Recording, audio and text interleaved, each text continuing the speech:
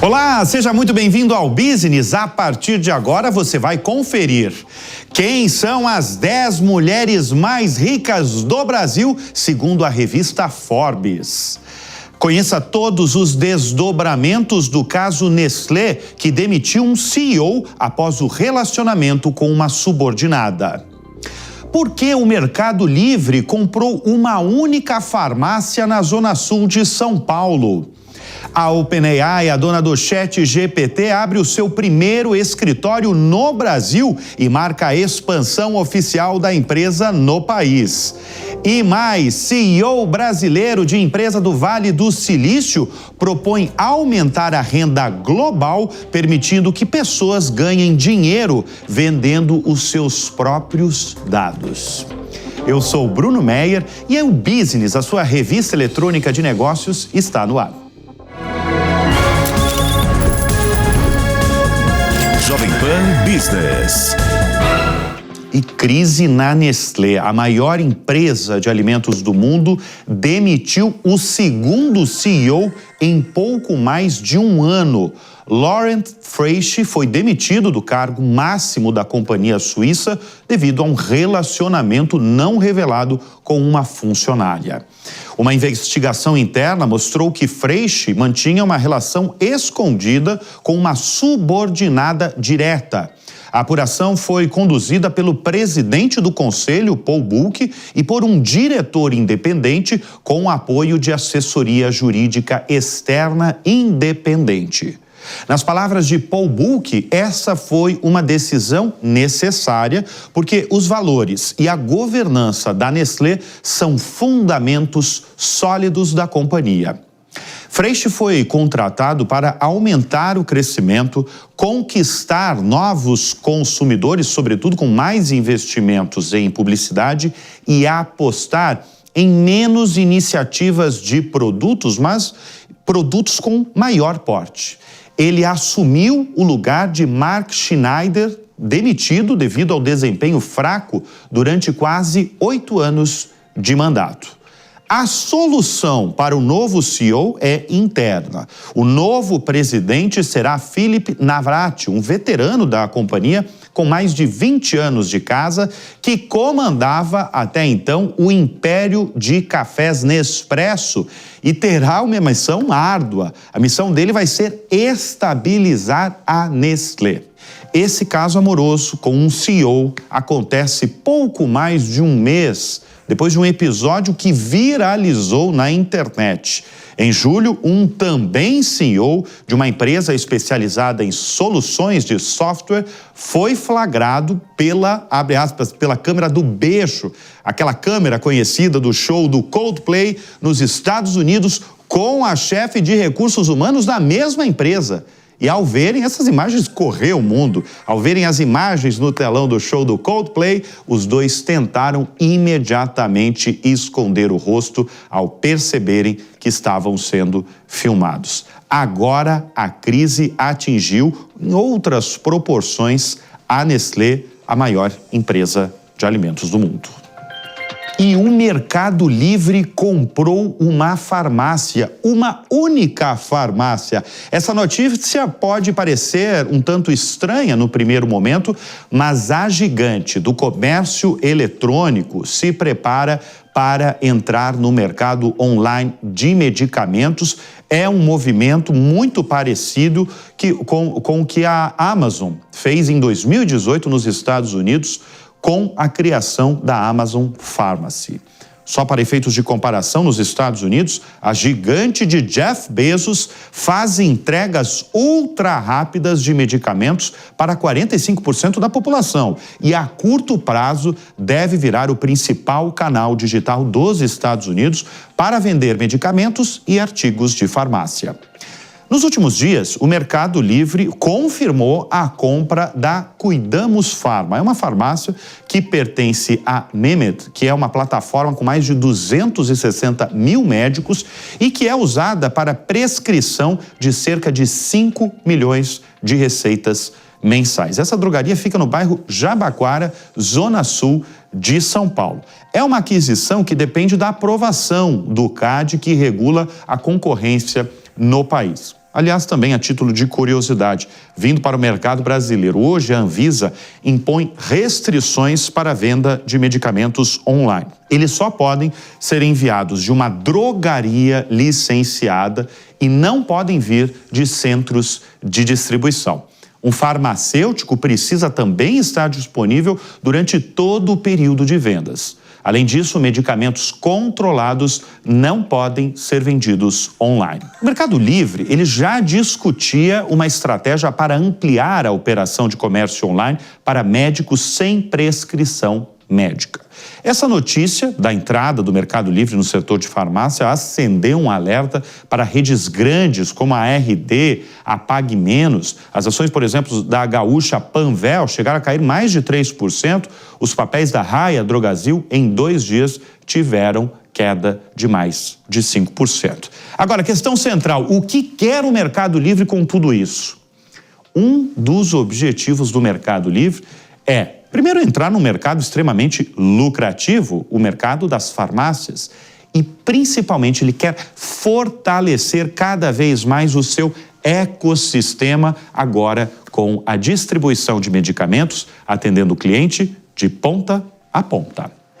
E o Itaú Unibanco, o maior banco privado do Brasil, anunciou o fechamento de agências e cortes de funcionários em diversas regiões do país, mesmo após registrar um lucro líquido de 11 bilhões e 500 milhões de reais no segundo trimestre de 2025. A decisão tem gerado críticas de clientes e sindicatos que veem a medida como contraditória diante da alta rentabilidade da instituição. Em um ano, o número de agências caiu de 3.021 agências para 2.738 agências, evidenciando a estratégia do banco de reduzir a rede física em favor do atendimento digital. Segundo o Itaú, mais de 90% das transações já ocorrem por canais digitais, como aplicativos e internet banking. A instituição afirma que o fechamento das unidades menos utilizadas é necessária para manter a eficiência e a competitividade em um mercado cada vez mais digitalizado. No entanto, a redução no atendimento presencial tem provocado insatisfação entre clientes, especialmente em regiões com baixa inclusão digital e entre públicos como idosos e moradores de áreas rurais. Sindicatos classificaram a decisão como socialmente injusta, alegando que a eliminação de postos de trabalho em meio a lucros bilionários agrava o desemprego e dificulta o acesso aos serviços bancários. E a Kraft Heinz se dividirá em 2 empresas para impulsionar o crescimento. A Kraft Heinz anunciou que irá se dividir em 2 empresas de capital aberto numa tentativa de retomar o crescimento após anos de vendas fracas. A nova estrutura dará origem à Global Taste Elevation, que abrigará marcas como a Heinz e a Kraft Mac and Cheese e a North American Grocery, com marcas como Oscar Mayer, Kraft Singles e Lunchables. Segundo o presidente do Conselho, Miguel Patrício, a divisão permitirá alocar capital com mais eficiência e priorizar as áreas com maior potencial. A separação deve ser concluída no segundo semestre de 2026. As ações da empresa subiram cerca de 1% no pré-mercado, mas acumulam queda de 21% nos últimos 12 meses. E a revista Forbes divulgou o ranking atualizado das mulheres mais ricas do Brasil em 2025 e a gente vai acompanhar aqui no telão do Business. Afinal, quem são as 10 mais ricas do Brasil? Vou começar aqui por baixo. A Lívia Voit, da WEG, aliás, a catarinense WEG, permanece como a fábrica de bilionários. A Lívia Voit, ela tem um patrimônio de 6 bilhões e 600 milhões de reais, ao lado da Dora Voit, também da WEG, com o mesmo patrimônio. Em 8º lugar, a Lúcia Maggi, da Amagi, com patrimônio também igual das irmãs da WEG, com 6 bilhões e 600 milhões de reais. Em 7º lugar, tem a Vera Domingo, com pouco mais de 7 bilhões de reais. Em 6º lugar, a Neide Moraes, do Grupo Votorantim, pouco mais de 8 bilhões de reais. Agora começa, os 5 lugares, quinto lugar, essa é conhecida, Cristina Junqueira, cofundadora do Nubank. Ela tem um patrimônio de 8 bilhões e 700 milhões de reais. Em quarto lugar, a Maria Helena Scripiliti. E a família dela, do grupo Votorantim, tem um patrimônio de 26 bilhões e 800 milhões de reais. Em terceiro lugar, família Vilela, Ana Lúcia Vilela, do Itaúsa. O Itaúsa que controla a Motiva, né, a antiga CCR, e principalmente controla o Banco Itaú, que a gente acaba de falar, dar uma notícia aqui do Banco Itaú, que tem reduzido agências físicas pelo Brasil. Em segundo lugar, olha a catarinense VEG de novo, a Anne Werninghaus. Ela tem 9 bilhões e 100 milhões de reais de patrimônio, e em primeiríssimo lugar vem a Vic Safra, com mais do Banco Safra. A Vic Safra e a família têm um patrimônio extraordinário, dá para ver pela diferença de todas elas, de mais de 120 bilhões de reais. Nessa lista, essas são as 10 mulheres mais ricas do Brasil neste ano, segundo a revista Forbes, mas chamou atenção também porque marcaram presenças estreantes aí, Iris Abravanel e as suas filhas, com um patrimônio de 6 bilhões e 400 milhões de reais. Elas estão ali pertinho, um pouquinho depois, deve ter ido entre 11º lugar ou 12º lugar, as mulheres de Silvio Santos, a família Abravanel, com um patrimônio aí de pouco mais de 6 bilhões de reais. E uma empresa do Vale do Silício, na Califórnia, fundada por um brasileiro, tem uma missão ousada, inclusive de aumentar a renda no mundo. A companhia quer que as pessoas possam ganhar dinheiro vendendo seus dados para empresas. A companhia é a Drumwave e nós vamos conversar neste momento com o CEO e fundador André Veloso, diretamente do Vale do Silício. André, obrigado pela presença aqui no Business. André, a sua ideia é que as pessoas se apropriem dos dados que hoje estão armazenados nos servidores da Meta, do Google, da Apple, da Microsoft, de tantas empresas com as quais todo mundo tem um relacionamento digital. A grande questão, André, é como isso será possível, como as pessoas passarão a ter autonomia das próprias informações. Prazer estar aqui com você, Bruno. Isso é um desafio gigantesco, né? Assim, é uma coisa que a gente tem trabalhado já há algum tempo. A gente já lançou o produto aqui nos Estados Unidos. A forma é simples. Você abre uma conta poupança de dados, baixa uma deal wallet e a partir daí tudo que você faz, né, começa a capturar os dados que você gera, né? Você pode requisitar seus dados para as companhias com as quais você tem relação com, né? E a companhia pode também, após receber a requisição de dados, abrir uma conta pessoa jurídica, né? Assim certificar o dado e fazer o dado disponível para todo tipo de caso de uso que a gente já conhece hoje. Companhias compram e vendem dados todos os dias, há muitos anos, né? Desde sempre, né? E o que a gente está fazendo é aparelhar isso de uma forma onde o consumidor também pode participar e ter o seu benefício também nesse mundo digital que está vindo aí. Tem uma frase conhecida sua que é uma frase impactante, porque eu já ouvi você, André, falando que nós viveremos uma revolução na economia baseada em propriedade de dados.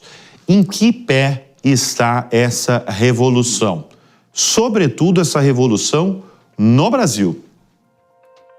Puxa, o Brasil está liderando uma parte de legislação disso. O Brasil apresentou um projeto de lei que permite que todos os cidadãos no Brasil tenham propriedade dos seus dados, né? Mais de 162 países no mundo inteiro, nesse momento, já aprovaram legislações de privacidade de dados que dão aos cidadãos o direito de requisitar seus dados, né? E você pode ver que todo o stack de tecnologia ele evoluiu de uma forma onde você consegue gerar riqueza trazendo pessoas para dentro do stack de tecnologia. Ele começou, da primeira vez, distribuindo para todo mundo um computador pessoal. Isso empoderou as pessoas. Depois veio a internet, que conectou todo mundo e trouxe mais gente para dentro do ecossistema de tecnologia, né?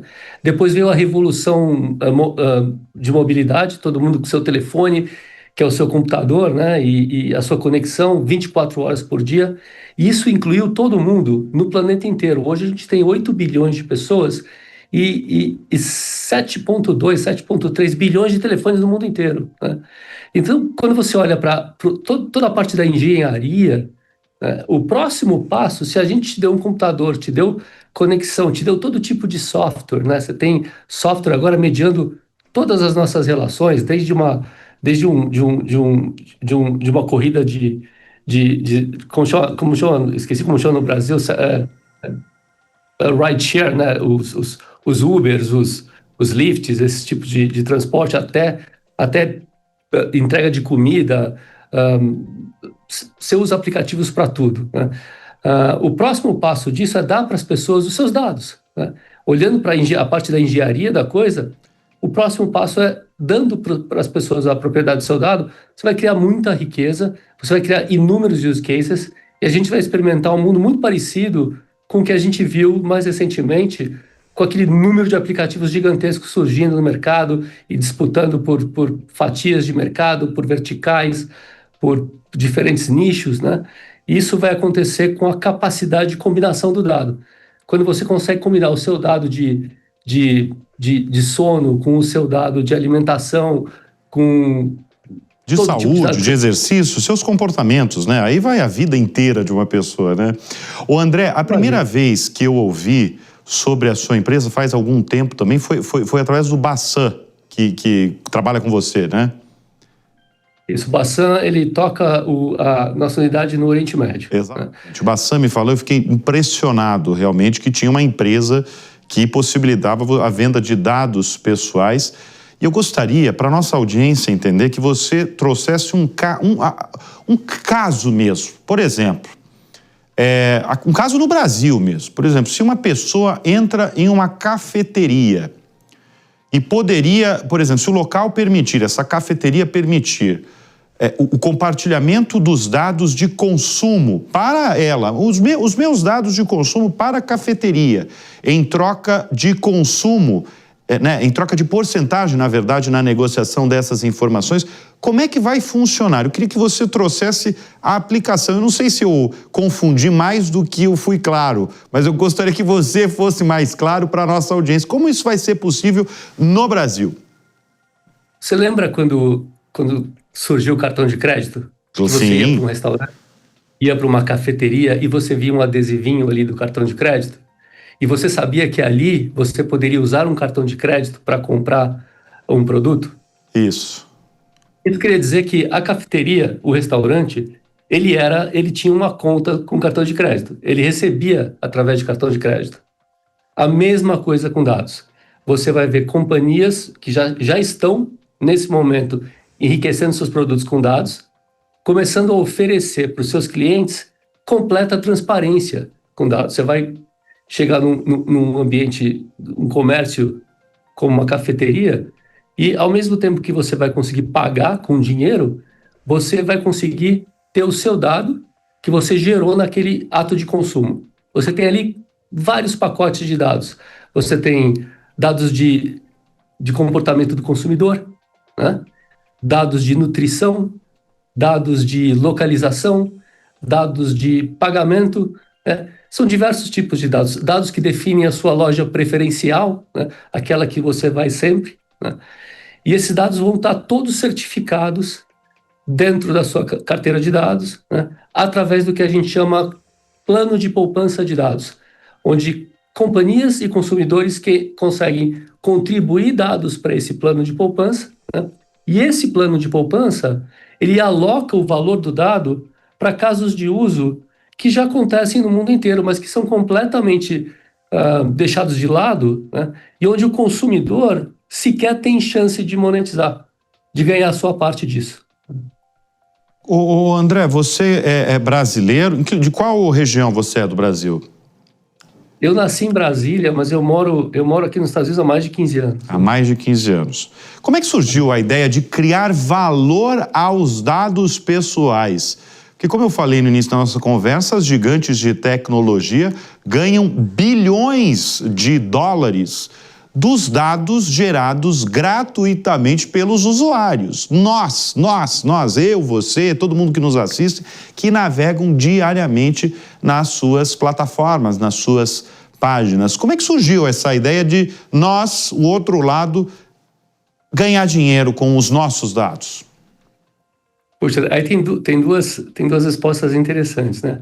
A primeira foi o caminho que a gente fez aqui. A gente trabalhou fazendo projetos de dados com companhias gigantescas, até com o Departamento de Defesa, né?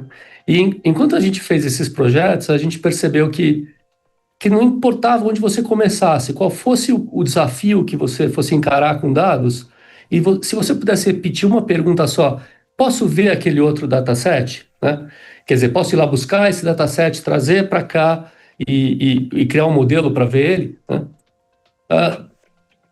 Se você pudesse repetir essa pergunta várias vezes, você, começando com qualquer coisa, desde arma atômica até shampoo, né, você acabava numa pessoa. O último dataset era o André comprando shampoo na farmácia ou no supermercado, né? Ou o Bruno comprando um carro em uma loja, né? Invariavelmente. E a gente percebeu que a gente poderia inverter esse fluxo, dando para você autonomia sobre o valor do seu dado. Seria a forma mais inteligente de fazer isso, porque é muito caro o processo de ir buscar um dataset, de trazer esse dataset para dentro de uma infraestrutura, de preparar esse dataset e tentar extrair valor dele, né? No final, você acabava expondo muito mais os dados, né? E gastando muito dinheiro, quer dizer, inviabilizava a coisa se o dado não estivesse na posse do usuário. Mas a tua pergunta tem uma coisa muito interessante. Você falou que a gente produz o dado de graça. Não, é um pouquinho pior do que isso. É pior? Porque a gente está pagando. A gente está pagando para processar dado. Essa é uma pergunta que eu costumo fazer, né? Imagina só, todo mundo tem um telefone, né? Sim. Aí, quem paga a energia que vai nesse telefone aqui? Você paga energia, eu pago, né? A audiência paga, né? Quem paga para a operadora, né, que transporta o dado de dentro desse telefone? Quem comprou? Aqui tem um chip, um processador, né, que toda vez que você faz um pagamento, toda vez que você manda uma mensagem, assiste um vídeo, você está pagando para processar 50% desse dado. Isso não é um problema filosófico, porque a gente tem uma solução de engenharia para isso, né? Também não é um problema legal, porque o mundo todo já se adaptou para proteger o dado do cidadão, né? Isso aqui é um problema financeiro. Se a gente está pagando para processar 50% do dado do planeta, eu acredito que a gente tem direito a pelo menos 50% do valor que ele pode vir a criar. Sim. Agora, André, tem um desafio aí, um desafio para você, um desafio para muitos, que é popularizar essa sua ideia aqui no Brasil, hein? Porque se o povo começar a descobrir isso, vai ter muita gente. Eu acredito que talvez vai ter milhões de brasileiros querendo vender os dados simplesmente para ter uma renda extra. Puxa, é super importante isso para um país. Imagina que nessa conta você pode chegar a ganhar 500, isso em dólares aqui nos Estados Unidos, hein? Até 8 mil dólares por mês. Tem casos de uso que são casos de saúde e por isso são um pouco mais tristes, né? Porque a troca que você faz a pessoa tem uma doença rara e isso se remunera aqui até 8 mil dólares por mês. Isso não quer dizer que uma pessoa que não consiga fazer isso de outra forma em outros países também, né? Mas tem todo um desafio de legislação e de cultura, né? E o brasileiro ele é campeão em adoção de tecnologia no mundo inteiro. Por isso a gente incubou o negócio no Brasil, lançou aqui nos Estados Unidos e vai começar a acelerar em 3 regiões do mundo inteiro ainda esse ano. Muito bem, nós conversamos com André Veloso, CEO da Drumwave. Obrigado pela presença. Você está no Vale do Silício, né? Estou aqui na Califórnia. Você está na Califórnia. Obrigado, viu? Obrigado pela participação aqui no Business direto da Califórnia. A gente que agradece, Bruno. E a gente volta com o Business falando da OpenAI, a criadora do ChatGPT.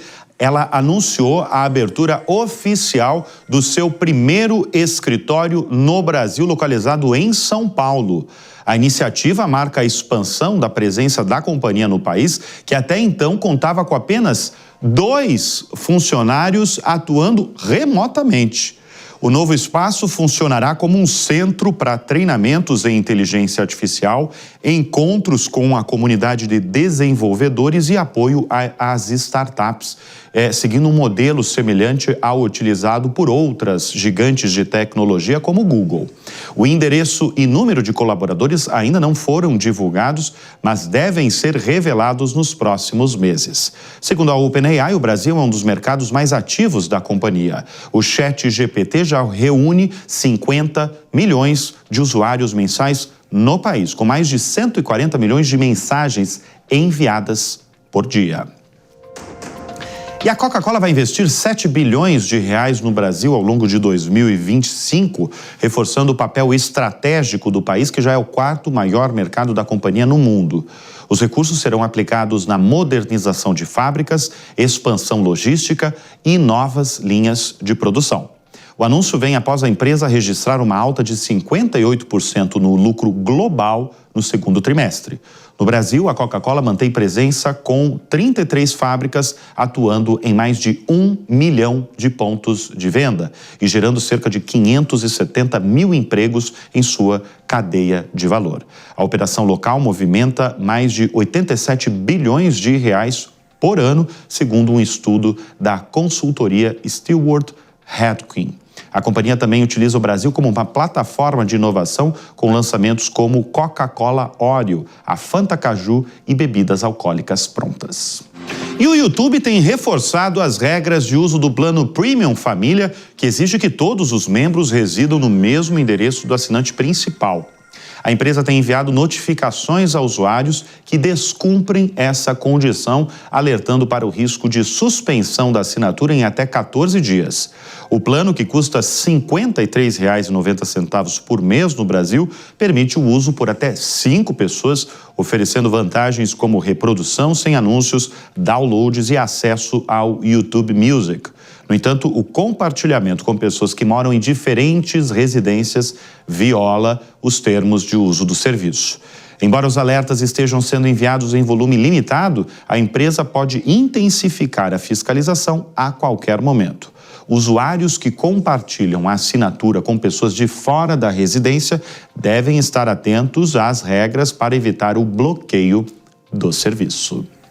E com isso o Business vai ficando por aqui. Eu agradeço sempre a sua companhia, a sua audiência, a sua confiança. Eu desejo a todos um excelente final de semana e lembre-se sempre, tenham bons negócios no radar. Até semana que vem. Tchau. Jovem Pan Business. A opinião dos nossos comentaristas não reflete necessariamente a opinião do Grupo Jovem Pan de Comunicação. Realização Jovem Pan.